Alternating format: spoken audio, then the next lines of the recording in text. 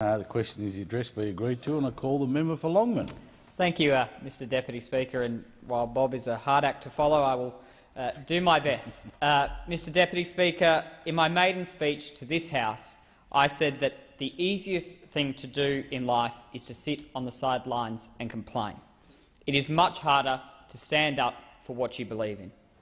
Well, Mr Deputy Speaker, while I'm sure many of the class of 2010 would feel that the 43rd Australian Parliament was a baptism of fire, I am proud of what we achieved in the most challenging of circumstances. I am proud of our defence and advocacy of the ideals we hold dear, in the pursuit of better government, in the pursuit of government that recognises there is no limit to what Australia can achieve, but only if we respect the limits of government as well as its potential.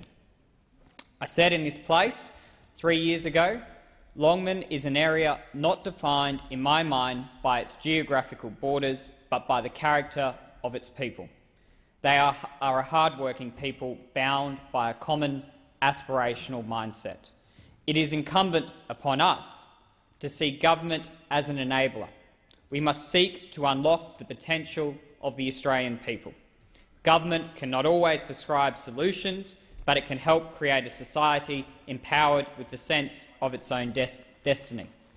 Or as a wise colleague once put it, the best governments will be those that understand and accept the limits of their power, not those that seek to dictate from on high how business should run, how society should be structured, which companies should stand or fall, or how individuals should run their own lives. Mr Deputy Speaker, with the new parliament and a new government comes a new hope. As Her Excellency the Governor-General has recounted, at the opening of the first parliament in Canberra, the Duke of York said that a new parliament marked a new page of history. The opening of the Australian Parliament is an opportunity. And the Duke went on, for the rededication of this Commonwealth to the great ideals of liberty, fairness, justice and the cause of peace. While we stand on the shoulders of giants, modern politics presents new challenges. Many have argued that the politics of today seeks to play to cheap opportunism, a short-term election cycle and an even shorter and more diverse media cycle. We must collectively overcome from any retreat to such conditions. We must use the grand opportunity of the nation's parliament to rise above the white noise and replenish its corridors with the dreams of greatness. As the Prime Minister once said in this chamber, so much of what happens here passes people by. Sometimes it even annoys them. But the parliament must lift people's spirits, make them feel more proud of our country and more conscious of our potential to more often be our best selves. Indeed, Mr Deputy Speaker, in the face of relentless pressure of modern politics and its threat to drag all of us to cynicism and opportunism, we must respond with the recognition that politics should ultimately be about doing not what is popular, but what is right. We are driven by purpose, not the blind pursuit of power for power's sake. This coalition government is determined to build a robust and prosperous economy, founded on prudent economic management. And it is only through a strong economy can we realise a premium social dividend. This government will guarantee Australia's future prosperity by focusing on our national strengths. We will bolster the economy through lower taxes, less regulatory burden and higher productivity. The ultimate policy objective of Australian legislators should be to ensure that the next generation inherits a nation with more opportunities than its own. While future generations will arguably continue to see Australia as the lucky country, one uniquely placed in the heart of a globalised world, between the dominant West and a rising Asia, we will face a myriad of challenges, including that of an ageing population, which will inevitably place a greater burden on government drawing from a smaller tax base. The unstoppable march of this demographic reality will hit home in concert with a potentially significant debt burden and the waning of the mining boom. In response, our first policy focus should be raising the productive capacity of the economy. If more people are in better jobs, earning higher real wages, they pay more tax. So we must build a vibrant, deregulated economy which is part of a liberalised trade environment. I am proud, Mr Deputy Speaker, to be part of a government with an ambitious deregulation agenda, driven by a whole-of-government approach. And I'd like to take this opportunity to commend the Prime Minister, ably assisted by the member for Kooyong, for taking personal responsibility for deregulating the economy. Increasing our nation's productivity requires us to recognise that it is private enterprise, not the government, that creates wealth, prosperity and employs people. As well, we need to raise workforce participation by boosting immigration and the birth rate. And in areas where the market is not best placed to do it, the government must take the lead in productive investment. That's why the Coalition has such a strong infrastructure agenda. It's why we as a government have spoken up about opening up the north of Australia. And it's why we should talk more about the possibilities of a sovereign wealth fund.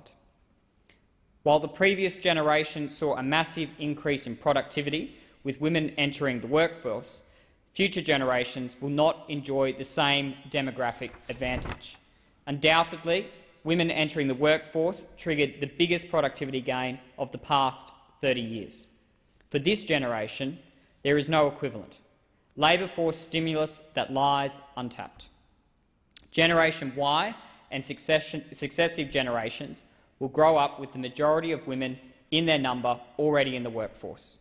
Instead, we will have to take advantage of new technology and expand into new markets. Future generations will require constant upskilling, further training and be willing to turn themselves into a more creative workforce to achieve similar productivity gains of the predecessor generation.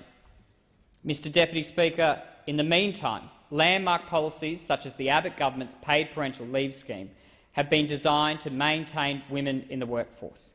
So effectively, the paid parental leave scheme is a productivity increasing measure. As an economic driver, it should be construed as a workforce entitlement, not a welfare payment. Mr Deputy Speaker, another area of policy focus should be encouraging Australians, wherever possible, to secure their own long-term financial security. That's why, as a government, we need to ensure superannuants are getting the best possible deal, along with certainty. Unlike the previous Labor regime, the Coalition will not be shifting the goalpost on superannuation. And we must also be thinking about ways to support the next generation of Australians to pay for their education and afford a home.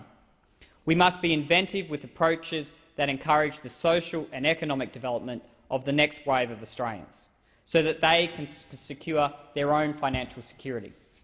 Wherever possible, this should be done by incentivising individuals to develop an asset base rather than relying on income assistance. Mr Deputy Speaker, the stark fact to emerge from Australia's ageing population is that our generation will be paying to support the retirement of the previous one on an unprecedented scale. The percentage of the population aged 75 and over is expected to increase from 6.4% to over 14.4%. While the values, attitudes and choices of baby boomers and Generation Yers might seem worlds apart, both sides must tackle this issue for our own mutual benefit. That's because, Mr Deputy Speaker, what we are really looking at is a demographic superbubble. When the baby boomers leave the workforce, they will take away not only their skills but their tax-paying capacity. According to demographer Burden Salt, while the preceding generation produced 2.5 million retirees, we now have 4 million Australians on the brink of retirement, about to draw on age pensions, pharmaceutical benefits and other government assistance. Our current immigration rate is insufficient to compensate for this demographic shift. The 1990s annual permanent migration intake of about 100,000 has increased by merely 90,000, growth nowhere near strong enough to fill the breach caused by the massive ebb to retirement. Mr Deputy Speaker, we can't put our heads in the sand and postpone the conversation for another 30 years. As Peter Harris, the chairman of the Productivity Commission, has said, the best time to develop policies that address the inescapable implications of demographic change is while the transition is in its infancy. It is a good time to start a debate and to float creative policy solutions. Mr Deputy Speaker, there are very good reasons for making a start now on this key area of public policy.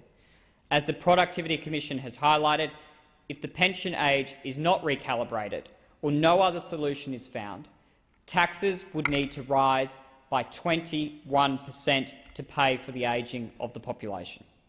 In fact, by the turn of the century, Australians will count more 100-year-olds than babies. While there is no silver bullet, I believe the debate should focus on some key areas.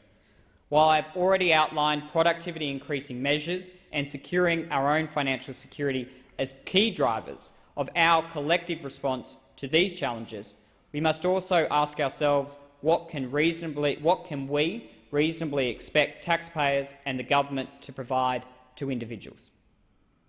With a smaller revenue base and a greater demand on Treasury, we will have to make difficult decisions about what, as citizens, we can expect our government to provide. We either accept that they will do less, or we anticipate paying significantly higher taxes. While we respect and value the generations that have preceded us, worked hard all their lives and paid their taxes, the conundrum is, as the Treasurer has put it, that a battle exists between the fiscal reality of paying for what you spend, set against the expectation of majority public opinion that each generation will receive the same increased support from their state than their forebears. We must do everything that we can to appropriately prepare for these challenges ahead. As Australians living longer, we will retire later.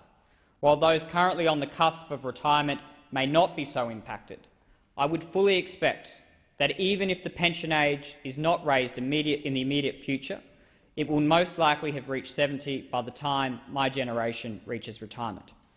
It will also be imperative to do everything in our power to help and assist Australians who want to remain in the workforce from being prematurely shut out of economic participation in our society.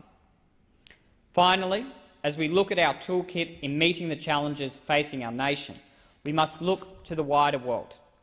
As one of the world's leading trading nations, Australia depends on open and transparent economic markets for jobs and economic growth. Our unique place between the established West and an ascendant Asia means we must take hold of the opportunity that liberalising trade presents.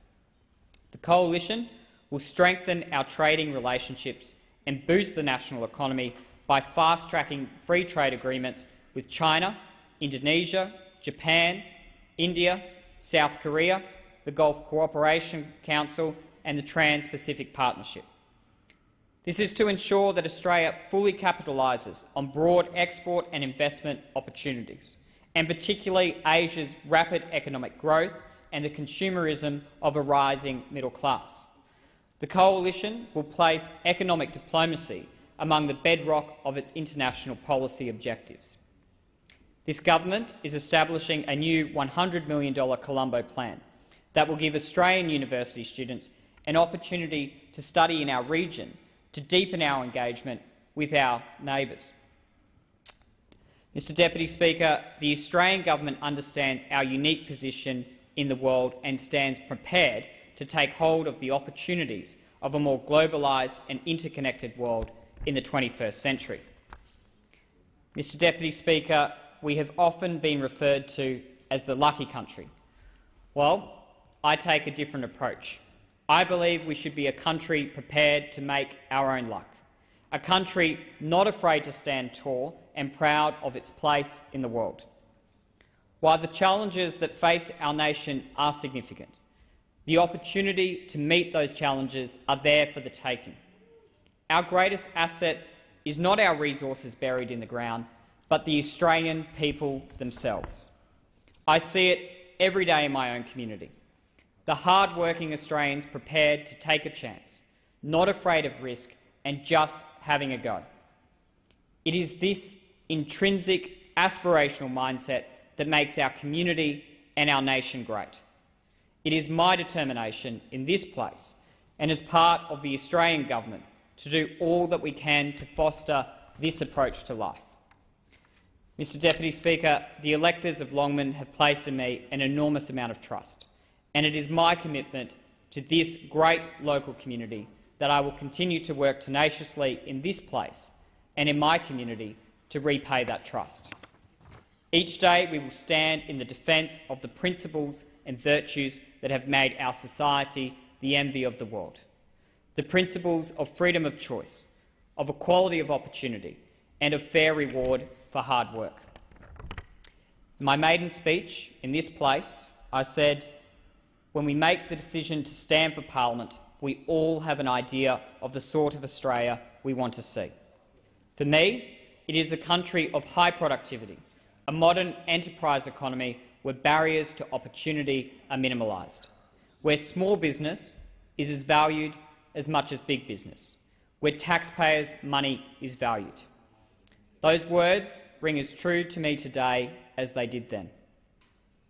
Mr Deputy Speaker, we will build a strong, diversified economy with lower taxes that will deliver more jobs, higher real incomes and better services for Australian families, while we inherit the challenges of Labor's legacy, a legacy that left 200,000 more unemployed and gross debt projected to rise to $667 billion, or $29,000 for every man, woman and child. We will action the people's mandate to us to clean up Labor's mess. We will be a government that will scrap unnecessary taxes, cut wasteful spending and reduce the tax burden on businesses so that they can prosper and grow. We will be a government that understands that opportunity is always better than subsidy. Mr Deputy Speaker, we will be a government that understands that all Australians should have freedom of choice, and we will be a government that rewards hard work instead of penalising it. As I said, Mr Deputy Speaker, we are a country that should not see itself as a lucky country, but rather be prepared to make our own luck. While we stand on the shoulders of giants, let us use this parliament to reach a little further, to deliver to the next generation of Australians a country with greater opportunity and greater prosperity. Thank you, Mr Deputy Speaker.